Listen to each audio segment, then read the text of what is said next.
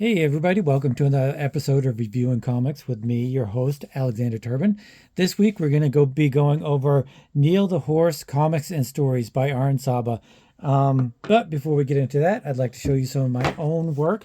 I produce a full-size 12-page full-color comic every month for my patrons. You can get these at patreon.com/Alexander Turbin. This is the newest issue, Random Access number 17. It is has the cover by Adam Yeater, and it's an awesome one. And the inside story is a continuation of the Queller origin story, and in the back is a little intro and advertisement for Adam's Blood Desert Comics. I'd highly recommend you picking up his stuff. Yeah, like I said, you can excuse me, check these out at patreon.com. They're $3 a month and you get this plus a sticker.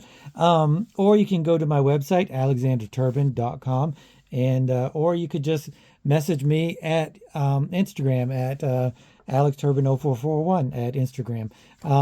Like I said, it's has random access at my website, alexanderturbin.com, and also Mutandis and a whole bunch of other different things that I've done over the years. So now that we've got that little plug out of the way, let's check out Neil the Horse. So in the onset, I'm going to say that Neil the Horse is really not my cup of tea. I say that, but there's some caveats to that. I'm not super into the cartoony comics, I guess you would say, humor, stuff like that, mainly because I'm not funny and I can't produce them myself. So I'm probably have a little bit of a grievance on that front. I do appreciate the artistry of any kind of humor books, and I understand how much skill humor takes. It takes a lot more skill to do humor than drama. But let's check this out. It's 1985 from Renegade Press. I can't remember. Renegade Press is the one that started producing Cerebus, but Dave Sim, and his wife broke up or got divorced or whatever, and she took all of the publications other than Cerebus and moved to the United States. I don't know if this is that time period or this is after or before or whatever. But it's Neil the Horse, and I guess it's just a bunch of short stories. But this one, I think there's a continuing story usually in all of the books, or there's two or three part stories in each book, and they continue off because they're talking about a Fred Astaire tribute that they were doing in the previous issue, and this was supposed to be the second part, but I guess the artist got a little too slow or whatever, and so so this is like a filler issue, and filler issues usually kind of suck, and this, I'm not going to say this is no exception because there's some really good stuff in this, but for the most part it is a filler issue, and if I was getting this book regularly, I think it comes out every 2 months. I would be a little bit disappointed by a filler issue. It's kind of like, excuse me, it's kind of like TV shows that have episodes where all it does is flashback to previous episodes. I hate those episodes. It's like you're saving money on the show. Thanks a lot for nothing. I'll just go watch the previous shows if I want to see what happened before. But anyway, that's another rant. But the biggest reason that I'm reviewing this and not something that I'm more into, I guess, or more keen on, is that I think it was either last review or review before that, I went on this rant about how I hate how when somebody refers to a movie as comic booky, or a book that's comic booky, or a TV show that's comic booky, because that's like saying it's not a genre. This is a platform. This is a medium. It's not superheroes. If you want to say, a TV show or movie something is superhero-y, then I mean, there's lots of different types of superheroes, but at least you have some sort of frame of reference, and you're not just saying that this is comic booky because there's so many different comics. There's so many humor comics, so many horror comics, there's Western comics, there's romance comics, there's superhero comics. Did I already say superhero comics? Anyway, there's thousands of different genres of comic books. How could you possibly narrow that down into one type of storytelling way? And anyway, that's why I'm choosing something a little different to review today. This is Neil the horse, and I guess the first story is it's I don't know. It's a little bit of a weird one. It's a little bit of a Mickey Mouse. He reminds me a little bit of Mickey Mouse. Um, Maybe he was just messing around with Mickey Mouse type characters and stuff, formulas and stuff. So the first little story is he's out in space and he almost gets hit by a rocket or something, meteor, and it's really a bird. I don't know. I don't know. It's a one page little thing that I don't really understand. Maybe that's why I don't like a lot of humor. Is if I don't understand it, then it's just not for me. And even when I say I don't like it, it's not that I don't like it. It's maybe that it's just not for me at that time. I may go back to something and really enjoy it. The next time. Here's the second story. Neil the horse. He's at an office. I don't know why he's at an office. Temp job. I don't know. Anyway, he gets sucked into the copy machine, and it makes a whole bunch of little copies of Neil the horse, and he goes prancing around, and he's terrorizing the office and all this stuff. So what the filler issue? The one good thing about it is it has timestamps on all of these little stories. Like this was done in 1977 by Arn Saba, and this was 1985 by Arn. And so it's got lots of different little storylines that from different time periods in this cartoonist's life, which is really cool because it's really great to see how a creator has evolved and changed and stuff. I would really like to have a segment here where I show different artists and the way they've changed over their career. Specifically, I think I would start with Arthur Adams, and how he's different from his long shot. And it goes on. I mean, you can always see little specks of how their art evolves and what they're going to look like, what their art is going to look like later on. But anyway, I digress. This book obviously has a lot of different items in it. There's a paper doll thing. I remember reading about paper doll stuff. I think some comics back in the 80s had this paper doll fetish. I don't know if you were really supposed to cut these out or what, but whether they were trying to drive up the collectability of their comics or whatever. But I mean, I don't know. They were into this paper doll thing, and who am I to judge who is into what? There's a segment later on with the paper doll stuff that is actually very intriguing to me. So then we have the second, or not second, it's third story, and sorry if you can hear my dogs barking in the back. I have no idea what she's going on about. There's literally nothing out there for her to bark at, but she's going crazy. But anyway, there's just Eureka Street, which I think is a maybe a common thing that they have in here. I don't know if it's Neil the Horse comics and stories, so I think there's usually like one big story and then a few other smaller stories. If anybody has a bunch of these or they're really into this, then could you let me know if this is the usual platform or setup of the book? Is it usually one big story in the front and then more stories in the back, or is it just kind of a hodgepodge mishmash of things? But anyway, you've got this storyline where this girl and she's hanging out with her friend, and they're talking about the aesthetics of this person's apartment. I guess it's a dude. they're talking about the aesthetics of his apartment and the pipes and stuff, and then she wants to watch TV. So I don't know. It's I don't really get it. Um, Maybe I will at some other point in time. I don't really enjoy the artwork either. It's um, it's just not my style, I guess. Not what I'm interested in. Especially this guy. This guy feels a little haphazard, I guess. So here's one of the main stories. There's two main stories, and then there were a few little one page or two pagers. You have Neil the horse and a cat. I don't know what his name is. And you have Mademoiselle, Mademoiselle. I don't know what that is. That her real name?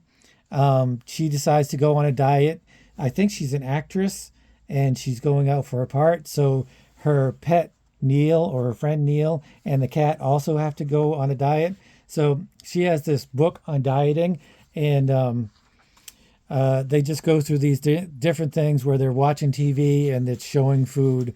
The neighbor comes by with food. It's just the whole thing is them trying to go on this diet, this fasting diet, and all of these people are trying to show their interest in food. They're trying to push food. It just happens to be there wherever they are. They even go out into the wilderness to try to escape food, but this airplane pilot comes by and he drops some food off. And I don't know if is this a Disney ripoff, homage kind of thing? Is this supposed to be like Goofy? Let me know in the comments if you have any thoughts on this, anybody.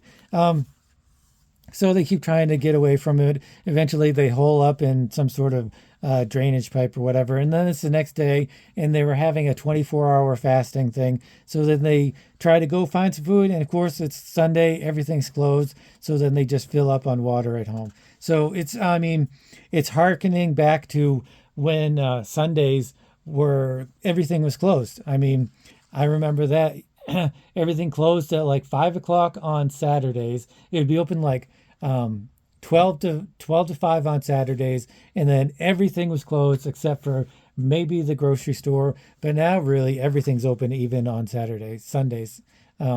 So here's this second part of I was telling you about the paper dolls.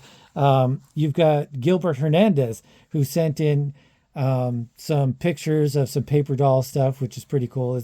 I guess this is the Mem as well character that he has, and this is Luba from Love and Rockets. So it's a little shout out from Gilbert Hernandez, which is pretty awesome because the Hernandez brothers are legendary. Eventually, I'll go over some Hernandez brothers stuff, and that will be super fun because everybody loves the Hernandezes.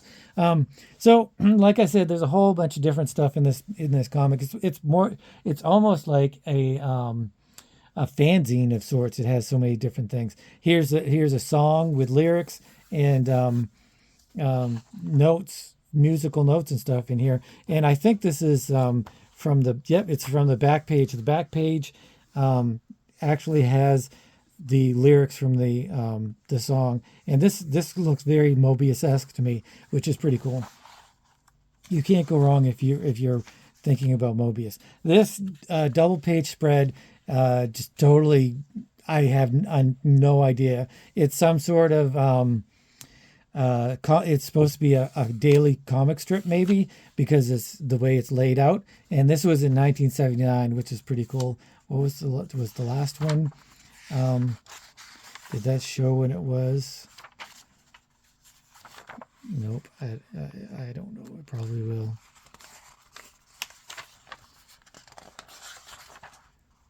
Yep, this was reprinted from Cerebus 44.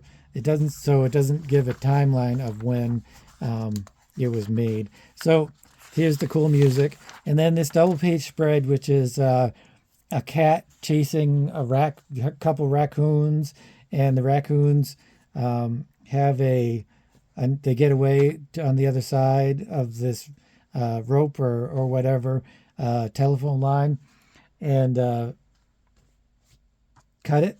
I don't know. I guess it's a double page little spread little thing. This is my favorite part of the book, definitely. It goes away from the humor stuff, which I'm very specific in the humor stuff that I really enjoy in comics specifically, but everywhere else too. I've got an odd sense of humor. But Return of the Magician is just this character who used to be the magician at a castle, and he lost his magic, so he left to go back to his boyhood living, and I love the art. The art is by Don Inman, and the story. I love the story. I love the writing. The writing is by Aaron Saba with assistance by Louis Atkinson. It reminds me of a Prince Valiant type of thing from the newspaper comics,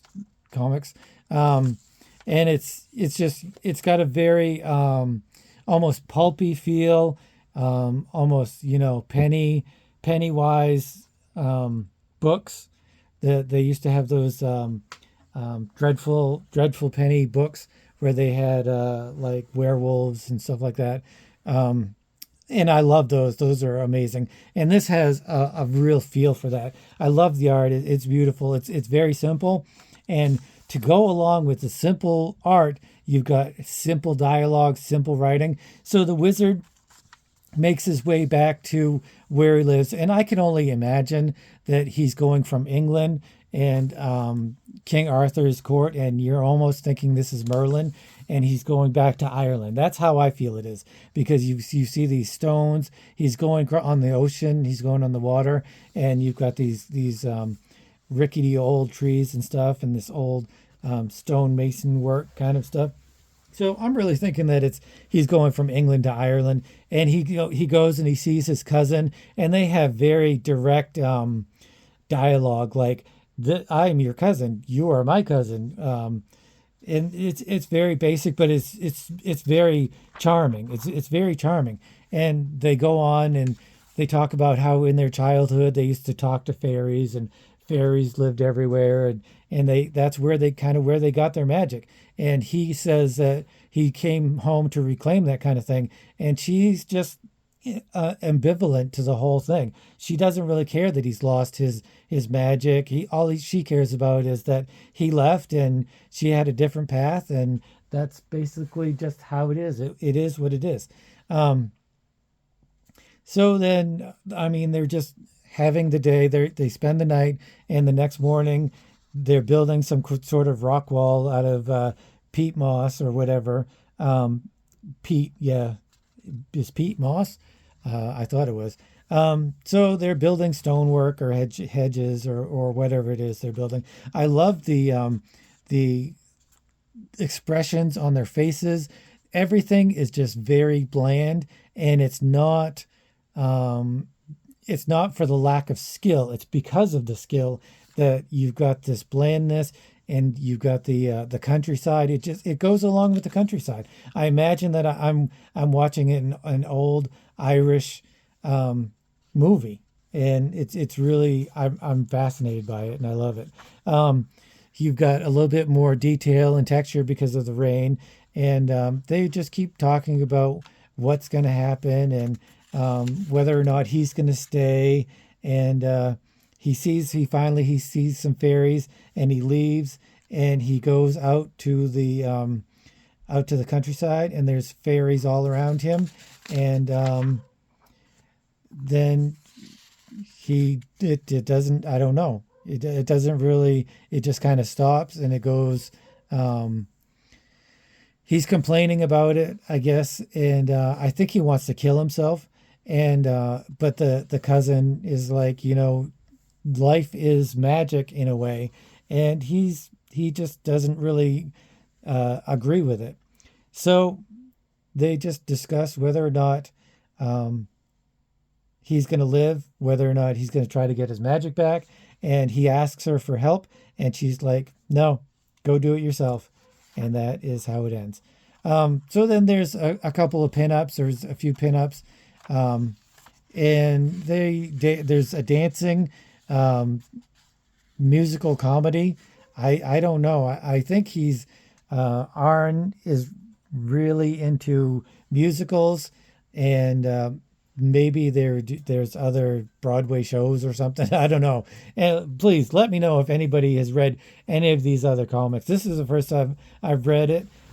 It's one of those books that I harken back to when I was younger, and I would get a catalog, and it would be like featured in a catalog because they, maybe featured some indie books, indie works and stuff, and this would be in it. And I never really wanted to get it. It never interested me enough. But I'm glad I have this now, and I'm glad I read it. Like I said, comics. There's millions of different kinds of comics, and even if you don't enjoy all of the comics that you check out, you should definitely broaden your horizons and check out everything or as much as you can, just to know what's going on with other artists and comics in the world and in the previous world. Um, so Neil the Horse, comics and stories. I can't really give this a full review because it's a filler issue, and filler issue. How can you really say? I'm going to give this a 7. I really enjoyed the final story um, of the magician. I really truly enjoyed that, and that's probably why I'm giving it a full 7. I'm not saying that any of the other stuff is bad, and if you're into humor and into that kind of Disney-esque, especially the older style Disney-esque stuff, then you may really truly enjoy this. But it's really not my thing. But I did enjoy, like I said, the magician, and I enjoy the artistry of the art and the writing, of course. He obviously has some really good cartooning skills. So if you guys like this kind of content, please give me a subscribe and a thumbs up, and let me know if you guys have checked out Arn Saba's Neil the Horse comics and stories, and what you think of it. And thanks for watching, and I'll see you guys next time.